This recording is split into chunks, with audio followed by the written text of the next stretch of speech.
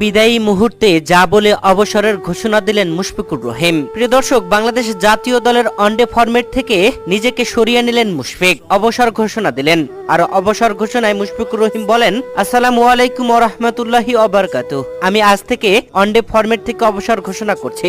সবকিছুর জন্য আলহামদুলিল্লাহ। যদিও আমাদের অর্জনগুলি বিশ্বব্যাপী সীমিত হতে পারে, একটি জিনিস নিশ্চিত, যখনই আমি আমার দেশের জন্য মাঠে নেমেছি আমি নিষ্ঠা ও সততার সাথে 100% এর বেশি দিয়েছি।